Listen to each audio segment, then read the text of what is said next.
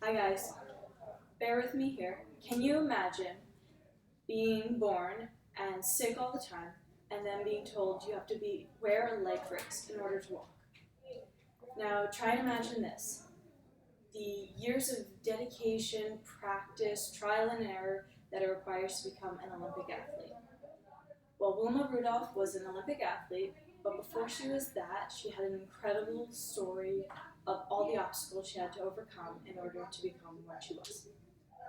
Now, you guys may not have heard of her. She's not one of the most well-known athletes because she competed back in 1960. That was her last Olympics.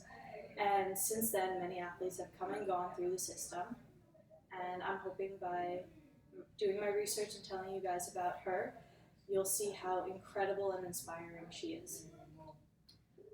Wilma Rudolph faced many illnesses as a child, and one of them caused her to be partially paralyzed. Um, Besides illnesses, she faced other obstacles like racism and poverty due to the place and time she was living in. And despite all that, she kept moving forward and persevering, and she became an incredible Olympic athlete and won 3 gold medals in one Olympics. But before I get too far, let me just tell you a little bit about all the obstacles that she had to face in order to become what she was. I found this in a book called Their Greatest Victory, 24 Athletes Who Overcame Disease, Disability, and Injury by David Porter. She was born June 23rd, 1940, premature by 2 months. And she was the 20th child of 22. 14 of those children were from a previous marriage that her father had. Her parents never made more than $2,500 a year, and let me scale that up for you. That's about 40 grand a year nowadays for 10 people in their family. As a child, she was very sick all the time. She suffered from whooping cough, scarlet fever, double pneumonia twice, and polio. Polio caused her left leg to become partially paralyzed and then her left foot to be turned inward. And the doctors told her that in order for her to walk, she would need a leg brace strapped all the way up her leg so that it would help straighten out her leg and she could walk. And she also had to receive treatments once a week at a hospital 50 miles away from her. She would have to take the bus every week with her mother, sit at the back of the bus because of Jim Crow segregation laws, and the hospital in town wouldn't treat her because it was a white-only hospital.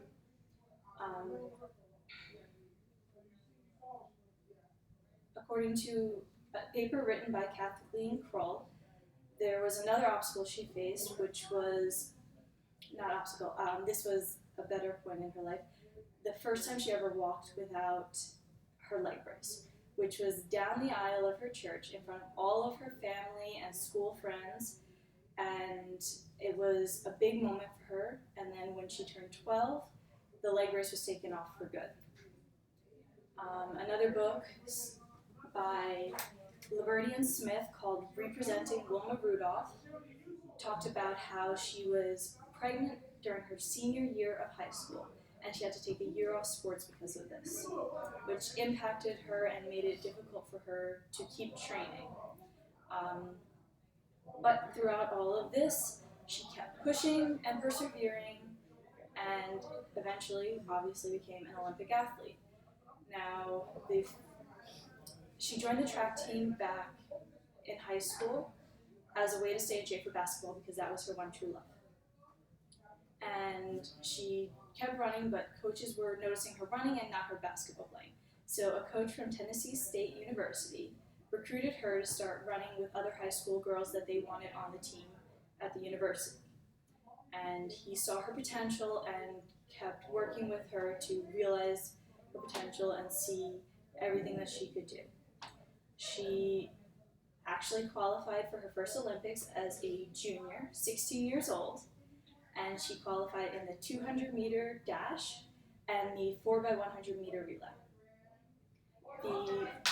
200-meter dash, unfortunately, did not work out as well for her as she would have liked. She placed third in the semifinals, which means she got kicked out or eliminated.